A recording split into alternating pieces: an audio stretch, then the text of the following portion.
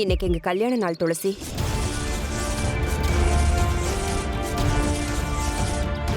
ஐயோ, வாழ்த்துக்கள். Happy anniversary.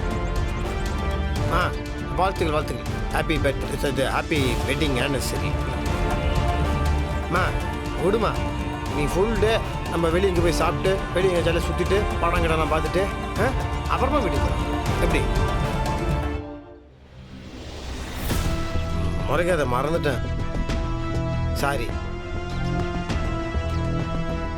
ஞாபகம் வச்சுக்க வேண்டியவரே மறந்துட்டாரு. இந்த நிமிஷம் வரைக்கும் அவர் என்ன வந்து பார்க்கல. போன்ல கூட அவர் என்கிட்ட ஒரு வார்த்தை கூட பேசலடா. அது சரி, உனக்கு எதுவுமா அவர் ஃபோன் பண்ணனா? அதான் வீட்டு விட்டு வெளியே அனுப்பிச்சிட்டாரு. அப்புறம் ஃபோன் பண்ணுவார், மெசேஜ் பண்ணுவாருன்னு எதுக்கு பண்ணுவார்? இதுக்கு முன்னாடி ஒவ்வொரு கல்யாண நாளையும் நாங்க 2 பேரும் எப்படி கொண்டாடுவோம் தெரியுமா? நம்ம வீடே திருவிழா மாதிரி இருக்கும். காலையில எழுந்து கோவிலுக்கு வந்து 100 பேருக்கு அன்னதானம் கொடுத்துட்டு ஊரையே கூட்டி எல்லாருக்கும் வேஷ்டி புடவைன்னு அன்பளிப்பு கொடுப்போம். நான் சாமியை கும்பிடும்போது எனக்கு அவர் நெத்தியில குங்குமம் வச்சு விடுவாரு. அன்னைக்கு முழு நாளும் அவருக்கு எவ்வளவு வேலை இருந்தாலும் எல்லாத்தையும் ஒதுக்கி வச்சுட்டு என் கூடவே இருப்பாரு. ஆனா இப்ப இந்த நல்ல நாள்ல என்ன வந்து பார்க்கவே இல்லை. அத்தை, நீங்க அதுக்கெல்லாம் ஃபீலே பண்ணாதீங்க. அதுக்கெல்லாம் மாமா ஒர்த்தே கிடையாது. மாமா மட்டும் இல்ல, எல்லா ஆம்பளைங்களுக்கும் இருக்கிற வீக்னஸ் தான் அது. கல்யாண நாளை மறக்கிறதுங்கிறது எல்லா ஆம்பளைங்களோட பொதுவான ஒரு வீக்னஸ் தான்.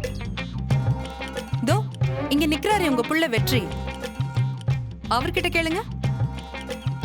ஏங்க, நமக்கு என்னைக்கு கல்யாணம் ஆச்சு சொல்லுங்க? எனக்கு தெரியாதாங்க. அதான் இது எனக்கு இது ஒரு மாசத்துல வரும். அது இது ஏப்ரல் கிடையாது, மேயும் வராம மேக்கு அப்புறம் ஜூன்ல வரும். கரெக்டா? ஜூன் 15. அப்படியா? 15 தான் நம்ம ரெடியா இருக்கணும். அப்பதான் 25. 25 26 ஏதோ ஜூன் மாசத்துல ஒரு நாளுங்க, மன்னிச்சிருங்க.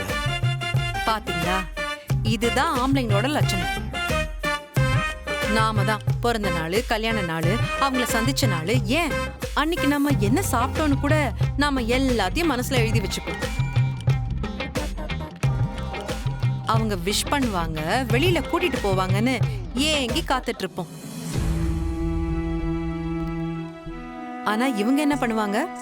அதையெல்லாம் கொஞ்சம் கூட யோசிக்காம ஊர் சுத்திட்டு இருப்பாங்க.